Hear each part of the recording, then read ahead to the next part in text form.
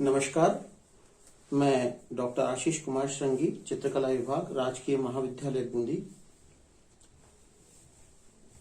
Dear students, हम भारतीय चित्रकला का अध्ययन कर रहे हैं और भारतीय चित्रकला के अध्ययन में पिछले वीडियोस में हम काफी कुछ कवर कर चुके हैं। चित्रकला के इतिहास के संबंध में कुछ चित्रकारों को हम पढ़ते आ रहे हैं। पिछले वीडियो में हमने यामिनी राय, अमृता शेरगिल, अवनींद्रनाथ टैगोर के बारे में जाना।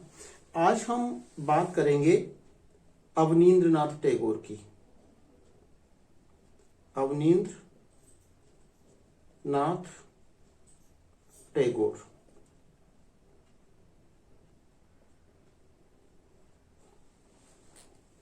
अवनींद्रनाथ टैगोर जो थे वो भारतीय कला के बहुत महत्वपूर्ण कलाकार रहे। जैसा कि हमने बंगाल स्कूल या बंगाल शैली को पढ़ते हुए या भारतीय कला के पुनरुत्थान के बारे में अध्ययन करते हुए इनके काफी चर्चा इनकी की थी, अवनींद्रनाथ टैगोर की। इनको बंगाली अगर उसमें पुकारे तो अवनींद्रनाथ भी इनको बोला जाता है। और इनका समय जो है वो 1871 से लेकर और 1951 तक का इनका समय है। बंगाल के ठाकुर परिवार से संबंधित थे।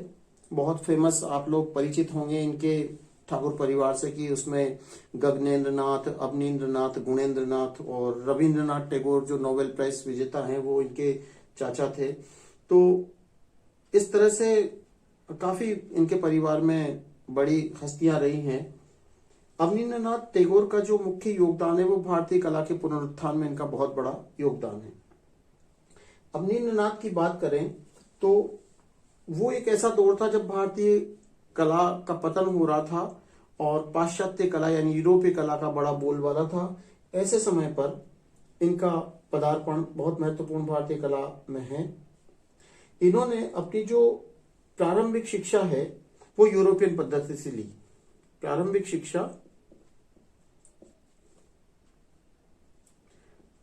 शिक्षा जो अवनींद्रनाथ की हुई वो यूरोपीय पद्धति से हुई।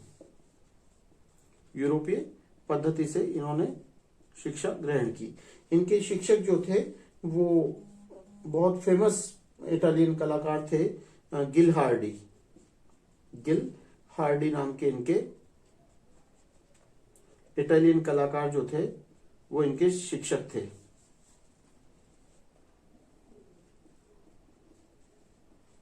ये इनके शिक्षक रहे किनके? अवनींद्रनाथ के शिक्षक थे गिल हार्डी। इन्होंने शुरुआती दौर में जो काम किया वो भी यूरोपियन स्टाइल में ही किया। 1895 तक ये यूरोपीय शैली में ही काम कर रहे थे। 1895 तक यूरोपीय शैली में ही काम कर रहे थे। कौन? अवनींद्रनाथ टैगोर यूरोपियन शैली में कार्य करते रहे।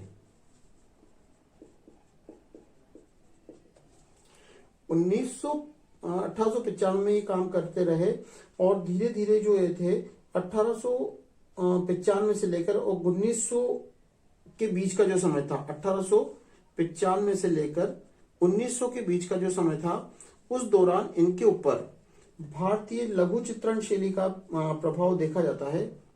भारतीय लघु चित्रण शैली, लघु चित्र शैलियों का प्रभाव दिखाई देने लगता है, जिसमें आपकी राजस्थानी, मुगल, पहाड़ी ऐसी कलाओं का प्रभाव इनकी कला में दिखाई देने लगता है। और इसके बाद जो खास बात हुई, जो एक बहुत बड़ी बात इसमें आई, वो ये आई थी कि कलकत्ता स्कूल ऑफ आर्ट्स में अवनींद्रनाथ जो थे वो सिनोरदी लार्डी के शिष्य थे और यहीं पर उनकी मुलाकात कहां पर? कलकत्ता स्कूल ऑफ आर्ट्स में। कलकत्ता स्कूल, जैसा कि पिछली बार में हमने बात की थी, Calcutta school of arts,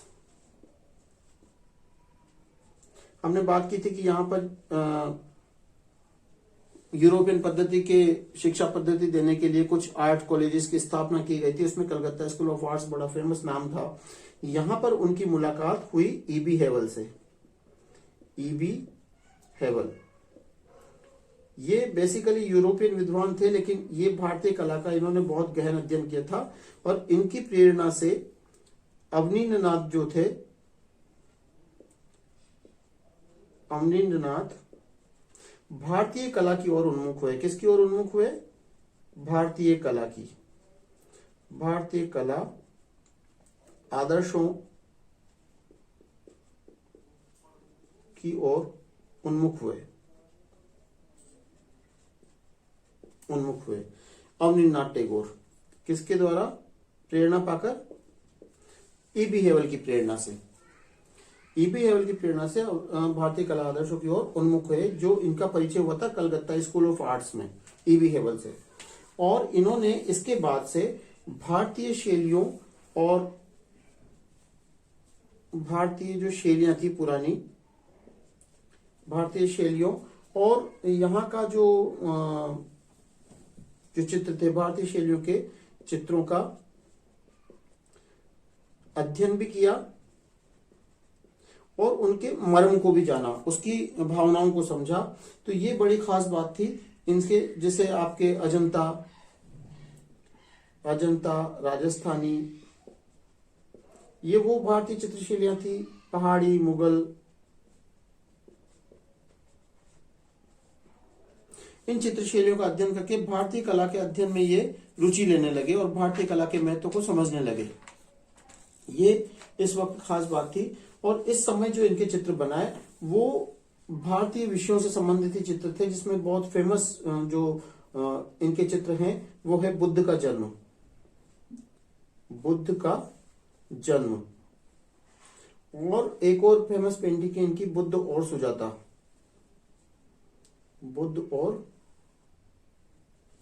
Sujata. ये इनकी दो फेमस पेंटिंग्स इस समय की हैं।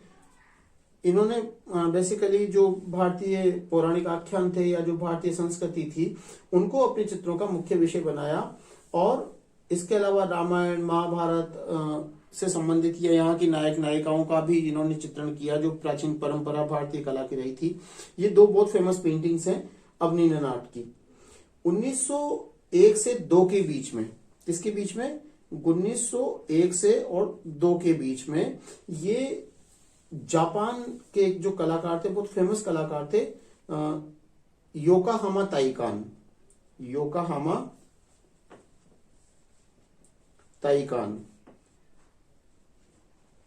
ये जापान के फेमस कलाकार थे, जापानी कलाकार थे ये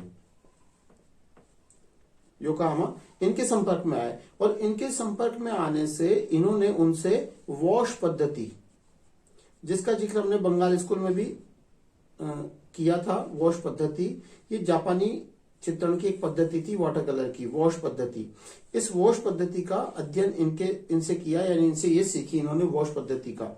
और इस वॉश पद्धति का अध्ययन करके और इन्होंने एक बहुत ही फेमस जो पेंटिंग थी वो इन्होंने बनाई थी। और जहां तक मुझे ध्यान है वो वॉश पद्धति की जो पेंटिंग बनाई उसमें कुछ पेंटिंग्स का मैं आपको नाम बता सकता हूं, जिसमें एक उमर खयाम की जो श्रृंखला थी, उमर खयाम, उमर खयाम, और एक और इनकी गणेश जननी, गणेश जननी, ये इनकी फेमस पेंटिंग है इस वॉश पद्धति से बनाई हुई। और इसके अलावा बहुत सारी और इन्होंने वॉश पद्धति का प्रयोग करके पेंटिंग्स बनाई। और इन सब में भारतीय कला की जो मुख्य विशेषताएं थी, जिसमें मुद्राएं, भंगिमाएं, काव्यात्मकता यानी काव्योपम चित्रों में, जैसे हम बात कर रहे थे रवि वर्मा की, तो रवि वर्मा के जो चित्र थे वो रवि वर्मा के चित्र काव्योपम नहीं दिखते थे, वो उसमें काव्यात्मकता का अभाव था, वो बड़े यथार्थवादी लगते थे। यानी वो राम भी बना रहे हैं तो राम ऐसे लगते थे जैसे सामान्य व्यक्ति हैं, उनमें वो अलौकिकता नजर नहीं आती थी। लेकिन अवनींद्रनाथ ने यह प्रयास किया था कि इनके चित्रों में भारतीयता का दर्शन हो सके या भारतीयता का अध्ययन, ये उसमें उसका एक ग्रेस उसमें नजर आए।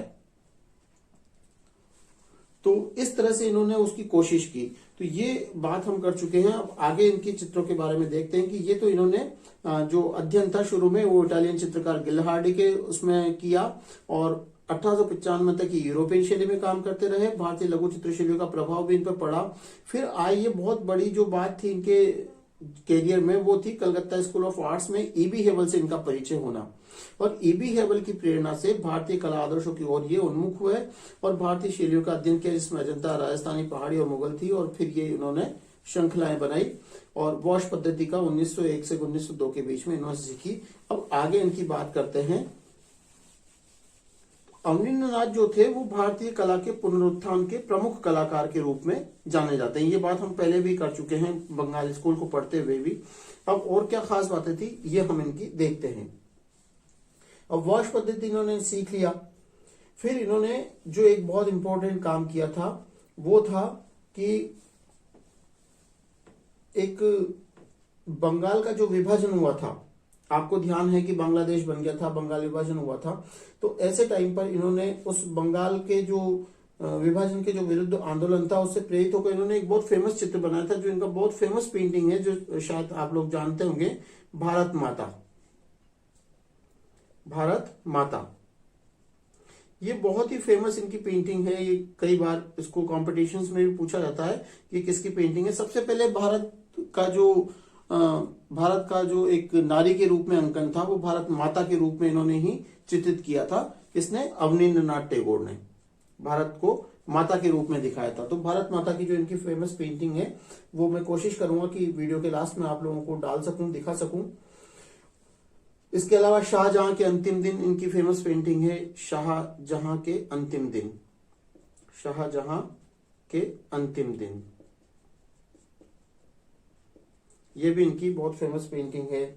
और ताज महल का बनना ये भी इन्होंने बनाया।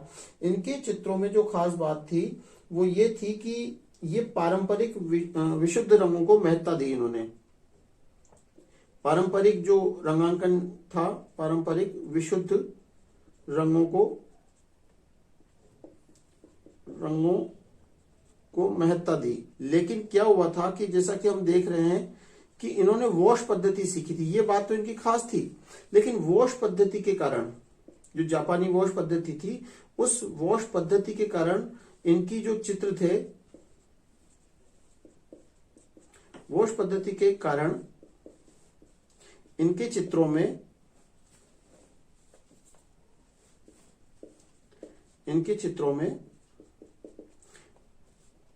फीकापन है। जो फीकापन झलकता है वो किसके कारण है? फीकापन वॉश पद्धति के कारण। जापानी जो उसमें एक रंग लगाने के बाद में, पहले भी अपन जिक्र कर चुके हैं इस बात का पुराने वीडियो में, कि कलर लगाने के बाद शीट में एक विशेष प्रकार का कागज होता है जो प्योर कॉटन का होता है। उस कागज के ऊपर रंग लगाने के बाद में उसको पानी से वॉश किया जाता है और फिर उसके ऊपर कई लेयर्स लगाई जाती हैं कलर की और बार बार पानी से उसको साफ किया जाता है। तो उसमें एक हार्मोनी तो कलर की आती है, लेकिन वो रंग जो है वो चटकीले नहीं रहेगा, कैसे जाते हैं? फीके हो जाते हैं। हालांकि इन्होंने भारतीय परंपरा के अनुसार विशुद्ध रंगों को महत्व दिया था, ये इनकी बात थी। इसके अलावा मुद्राएं, भंगिमाएं, ये इन्होंने कोशिश की जिनसे ये भावों को व्यक्त कर सकें। 1907 में एक बहुत इंपॉर्टेंट बात थी कि 1907 में इन्होंने Indian society of oriental art, Indian society of oriental art, इसकी स्थापना इन्होंने 1907 में की थी, जिसकी बात हम पहले भी कर चुके हैं 1907 में। इसका जो मुख्य उद्देश्य था इस सोसाइटी का, वो था भारतीय कला के महत्व को प्रचारित करना, भारतीय कला के महत्व को जन जन तक पहुंचाना, ये इसका मुख्य उद्देश्य था इस संस्था का। ये इसकी स्थापना इन्होंने की थी गगनेंद्र नाथ के साथ मिलकर 1907 में। तो ये इनका जो खास बात थी। इसके अलावा ये बहुत अच्छे शिक्षक भी रहे। इनके जो मुख्य शिष्य हैं उनमें बड़े बड़े नाम हैं इनके शिष्यों में। उनमें असित कुमार हालदार,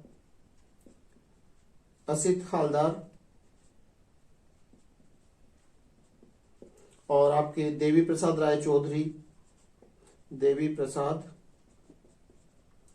रॉय चौधरी, इनके प्रसिद्ध ये वो कलाकार हैं जो बड़े नाम भारतीय कला में अपने रखते हैं। इस अब्दुल रहमान चुगताई, नंदलाल बसु, ये इनके शिष्य रहे। नंदलाल बसु भी, क्षितिन्द्रनाथ मजूमदार, शारदा वकील जैसे बड़े बड़े कलाकार जो थे वो इनके शिष्यों में रहे। अब अवनींद्र नाथ जो थे वो वैसे तो साहित्य, संगीत, कला सभी प्रेमी थे, लेकिन इनकी कला जो थी वो इनको इसलिए मुख्य जाना जाता है कि भारतीय कला के पुनरुत्थान में अवनींद्र नाथ का एक विशेष योगदान था कि इन्होंने भारतीयता को महत्ता देकर भारतीय जो कला की जो गुण थे, भारतीय कला के जो चरित्र थे, उनको उनके माध्यम से उनकी जो विशेषताएं थी उनको अपनाकर इन्होंने भारतीय कला के पुनरुत्थान का प्रयास किया। ये अवनींद्र नाथ का सबसे बड़ा योगदान था भारतीय कला के उसमें। इनकी जो मुख्य पेंटिंग्स हैं उसके बारे में भी हम देखते हैं कि एक तो देवदासी, इनके विषय भी जो आप देखेंगे तो वो बिल्कुल भारतीय पौराणिक आख्यानों से या तत्कालीन इतिहास के या उसके लिए हुए हैं। इसके अलावा ये मुगल शैली से भी काफी प्रभावित थे, तो वहां के जो मुगल शहनशाह या मुगल बादशाह थे उनको भी इन्होंने काफी चित्रित किया। आलमगीर, आलमगीर इनकी पेंटिंग्स के नाम है ये। आलमगीर, औरंगजेब, ये भी इनकी फेमस पेंटिंग है औरंगजेब। नूरजहां,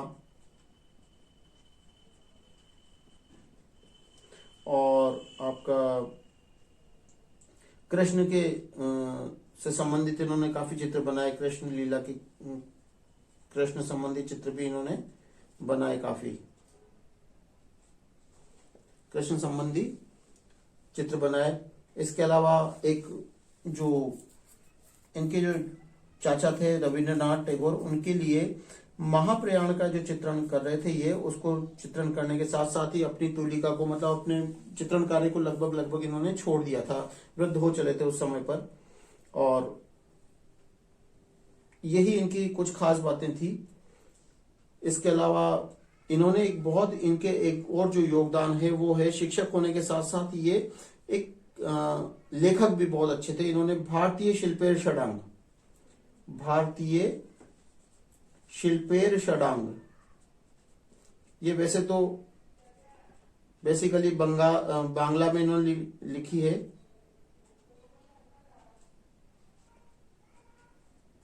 ये भारतीय शिल्पेर षडांग यानी भारतीय शिल्प के षडांग, ये हिंदी में भी इसका अनुवाद हुआ है, भारतीय शिल्प के षडांग। भारतीय कला के जो 6 अंग हैं उसके ऊपर इस पुस्तक में इन्होंने विस्तार से वर्णन किया है। ये इनकी बहुत फेमस बुक है भारतीय शिल्प के षडांग। तो बेसिकली बांग्ला में लिखी हुई, लेकिन बाद में हिंदी और अंग्रेजी में भी इसका अनुवाद हुआ। और इनका जो योगदान है वो ये है कि ये भारतीय राष्ट्रीय आंदोलन से जुड़े हुए कलाकार थे। भारतीयता के प्रति इनका समर्पण था और भारतीय कला की इन्होंने पुरजोर समर्थन किया भारतीयता का, और भारतीय कला के पुनरुत्थान में इनका महत्वपूर्ण योगदान है। ठाकुर परिवार में होने से ये बेसिकली सारी कलाओं से और साहित्य से बड़े परिचित थे, तो वो भी प्रभाव, इनके काव्यात्मकता का प्रभाव इनके चित्रों में देखा जा सकता है। तो ये अवनींद्र नाथ की खास बातें थी जो भारतीय चित्रकला के इतिहास में एक बड़ा अपना स्थान रखती हैं। मैं कोशिश करूंगा कि इस वीडियो के लास्ट में आपको कुछ पेंटिंग्स इनकी ऐड कर सकूं, ताकि आपको इनकी पेंटिंग देखकर ये आइडिया होगा कि किस तरह की पेंटिंग्स इन्होंने बनाई है। तो आप इनको पुस्तक से पढ़िए और फिर बाद में हम चर्चा करेंगे इसके बारे में। Thank you.